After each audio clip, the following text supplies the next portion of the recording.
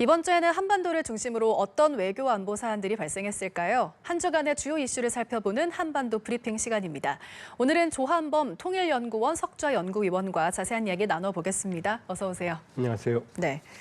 오늘 북한이 최고인민회의를 개최합니다. 우리나라의 정기 국회에 해당하는 행사인데 우선 북한 내에서 어떤 의미가 있는 행사인지 궁금하고요. 최고인민회의에서 양국관리법, 직접소유권법을 심의 채택하고 도시경영법 집행 경과 등을 논의할 것으로 알려졌는데 구체적인 내용은 언제 나오는지도 궁금합니다. 일단 노동당 지배 체제에서 최고인민회의는 형식적인 거수기 기관이고요. 국회이긴 하지만 이제 과거에는 불규칙적이었는데 보통 1년에 이제 예산 처리를 위해서 상반기에 꼭 열리거든요. 네. 최근의 패턴을 보면 김정은 위원장이 연말에 노동당 전원회의를 하고 신년사는 없고 그리고 이제 1월에 그 전원회의의 내용을 이제 그 예산에 반영하는 이제 상반기 1월달에 최고인민회의. 왜냐하면 이제 예산과 법률 개정을 하거든요. 네.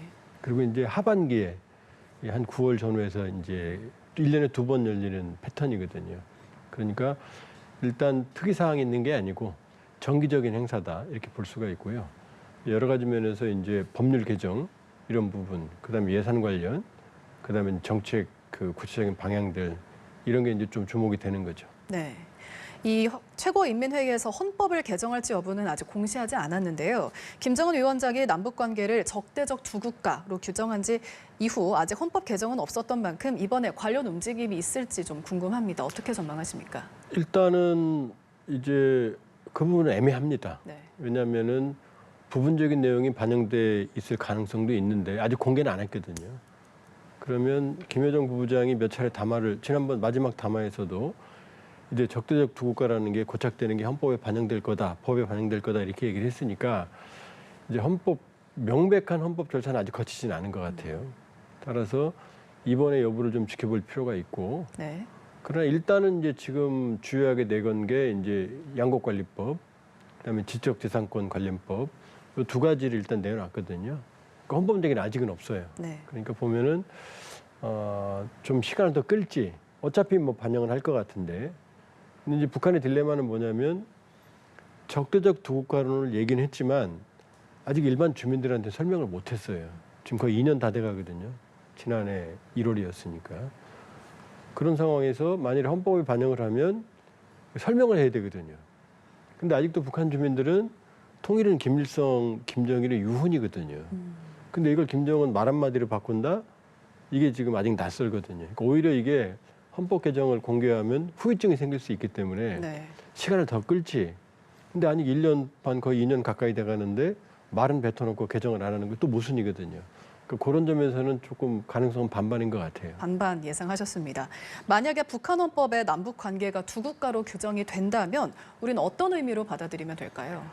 일단 남북이 합의한 7.4 남북 공동성명, 그다음에 제일 중요한 남북 기본 합의서 91년 합의했던 거기에는 명확하게 잠정적 특수관계라고 써 있거든요. 네. 그러니까 나라와 나라 사이는 아니지만 통일을 지향하는 과정에서 지금 남북 정상회담하고 합의도 하거든요. 또 국제법적으로는 별개 국가거든요. 그러니까 국제법적 별개 국가지만 남북 국내법적으로는 한 나라거든요. 통일을 지향하는. 그러니까 통일을 지향하는 과정에서 생겨난 잠정적 특수관계라는 데 합의하고 통일을 위해서 노력한다. 이게 남북 기본합의서의 정신이고 그동안 있었던 많은 6.15 선언, 14선언, 그다음에 9.19 모든 남북 합의에 그 정신이 들어가 있었거든요. 그리고 우리로서는 헌법에 이미 이 영토 조항에 북한이 우리 영토에 들어 있고 그다음에 대통령의 책무로서도 이 통일이 들어 있거든요. 그럼 북한이 저렇게 해도 우리는 거 받아들일 수는 없는 거죠.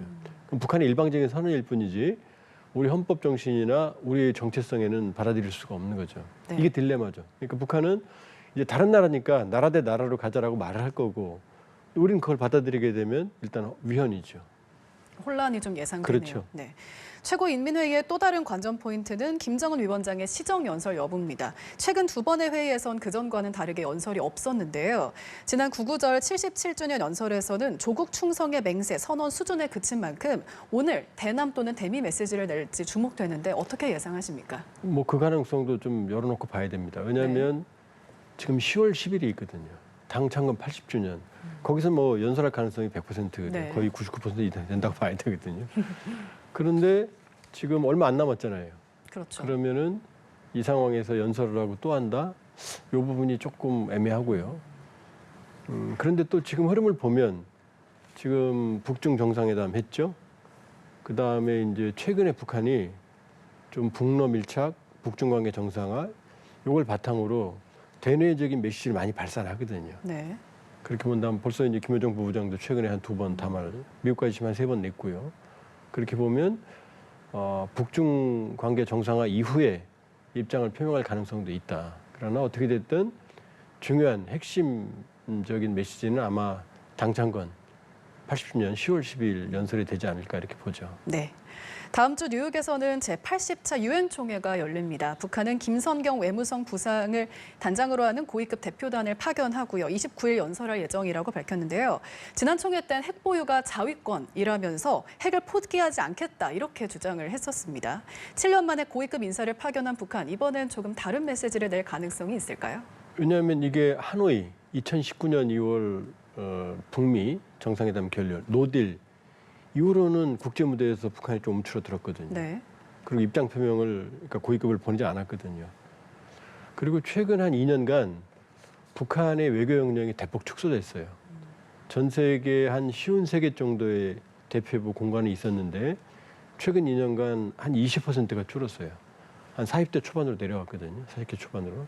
그러니까 역량이 현저하게 줄어들었죠. 그런데 이제 최선희 외무상이 이 과정에서 뭐라고 말했냐. 우리는 이제 선택과 집중을 하겠다 이렇게 말을 했거든요. 그 최근에 북중 관계 정상화했고 북러는 뭐 계속 밀착하고 있고 요걸 중심으로 이제 외교를 좀 더 북한판 소위 신냉전 외교. 네. 그러니까 대한민국을 이번에 이제 일본 보도에 따르면 시진핑 주석과 북중 정상회담 때도 그 적적 이국화론을 설명하고 도움을 요청했다는 보도가 있었거든요. 네네. 그러니까 이제 외교 관계에 어느 정도 공세적으로 이제 축소됐지만 북중 그다음에 북러 관계를 지렛대로 이제 유엔 무대에서도 공세적으로 지금 나올 가능성이 있다. 그러니까 핵보유국 지위 공식화, 그다음에 남북 적대 관계 완전 헤어질 결심을 이제 국제 유엔 버전으로 공표할 가능성. 그다음에 이제 남는 게 지금 북한도 미국도 지금 이제 북미 비핵화 협상 혹은 북미 협상 여지를 남겨두고 있거든요. 네. 고위급이 갔기 때문에 이 뉴욕 채널에서 이제 뉴욕 채널을 중심으로 간접적으로만 지금 접촉이 있었는데 외무성 고위급이 갔으니까 과연 공식 비공식 차원에서 소위 이제 트럼프 대통령의 러브레터 정치 이 접점이 찾아지느냐 그것도 이제 관전 포인트죠. 네, 이 북한의 이제 핵에 관한 발언은 모든 국가들이 집중을 하고 있을 것 같은데 핵과 관련해서 북한이 기존 입장을 고수한다면 이제 국제 정세에서는 어떤 변화가 생길까요? 일단 고수한다면이 아니라 네, 고수하는 건 이미 상수가 됐죠.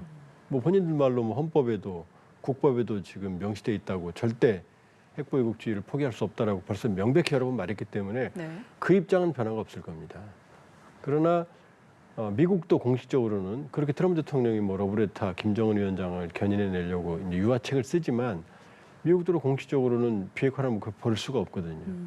그러니까 북한의 비핵화 거부 입장과 비핵화 대화를 해야 되는 미국의 입장이 정면으로 충돌하죠. 네, 요 안에서 전략적 모호성의 가능성을 찾아내는 거죠. 그러니까 북한은 비핵화 대화가 아닌 대화가 되는 거고 미국 입장에서는 비핵화된 대화가 되는 그런 형식을 만들어내는 게 지금 고민거리다.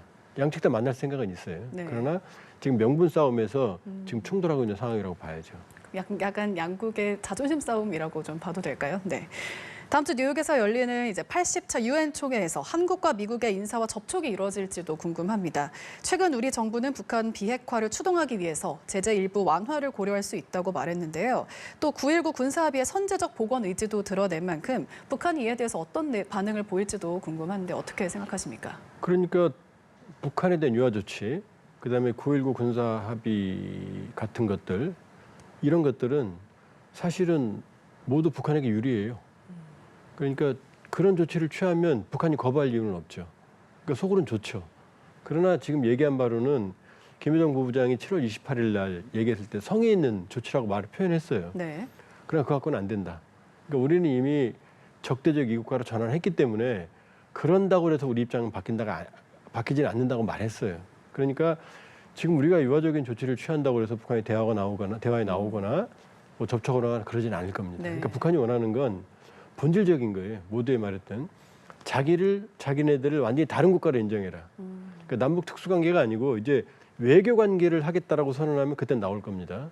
그러나 우리 입장에서는 그건 안 되는 거고, 그러니까 한반도 상황의 안정적 관리, 평화적 관리, 여기에는 정부의 조치가 도움이 돼요. 네. 그러나 그런다고 해서 북한이 나와 대화한다?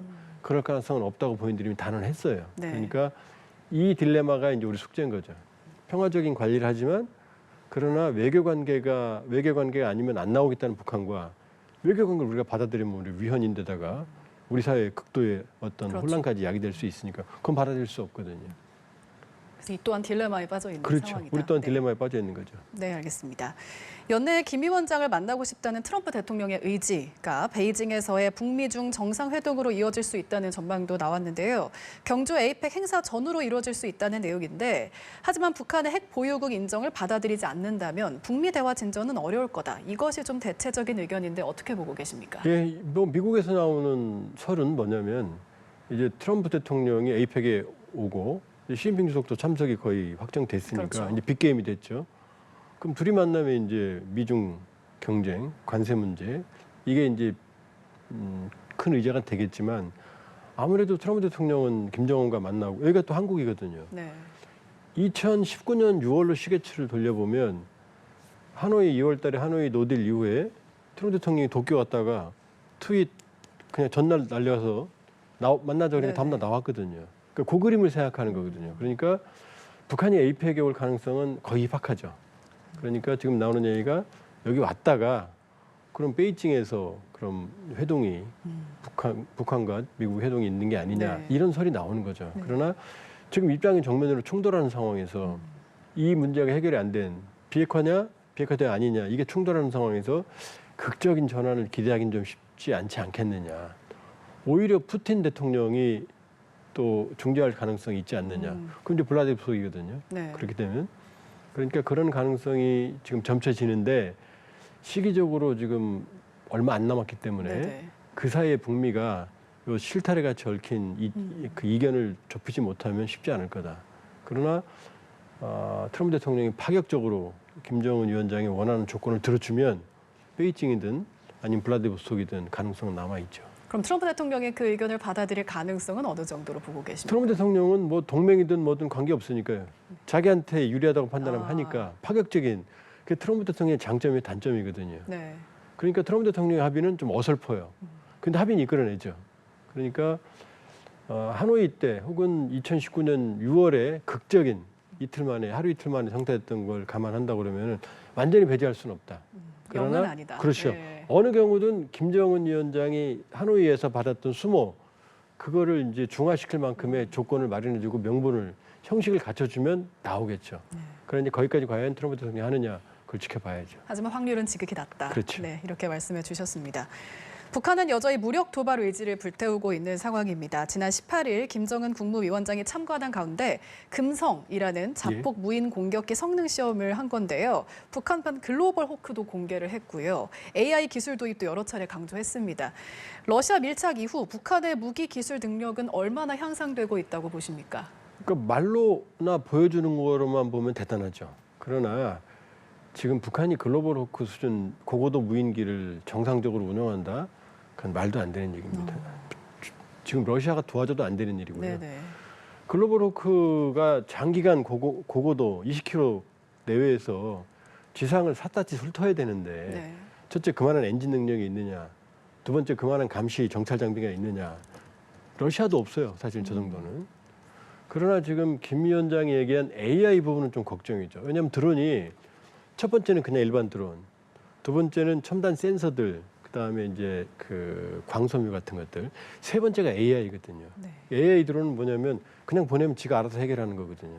우리가 보듯이 그 1인칭 시점 이렇게 그 게이머가 보듯이 이 조작하는 그런 요원이 필요 있는 게 아니고요. 그냥 보내면 지가 알아서 해결하는 게 이게 이제 우크라이나가 러시아 전략 폭격기 파괴했던 스파이더 웨지 옵션, 그다음에 이스라엘이 이란을 공격했던 여기 다 AI 3세대 드론이거든요. 그러니까 지금 러우 전쟁에서 경험했던 드론 전쟁을 그 노하우를 북한의 무인기 전략에 적용시키는 것 같다. 네. 그리고 그 3세대 드론까지도 지금 관심을 보이고 있다. 이 점은 상당히 우려가 되죠. 우리로서는 우리는 실전 경험이 없잖아요. 네. 이번에 폴란드 영공을 그 러시아 드론이 24기가 침범했을 때 나토가 당황했거든요. 대응책이 전혀 없었거든요. 그렇게 본다 그러면 그래서 $10,000짜리 드론을 40만 달러짜리 요격 미사일로 격추시켰거든요. 그러니까 북한이 가진 드론 전쟁의 현대전 숙지, 그거는 매우 우리에게는 딜레마고 우려가 될 수밖에 없어요. AI 기술 도입은 주목할 만하다. 예. 네, 이렇게 말씀해 주셨습니다. 오늘 말씀 여기까지 듣겠습니다. 지금까지 외교 안보 이슈 조한범 통일연구원 석좌 연구위원과 함께했습니다. 오늘 말씀 고맙습니다.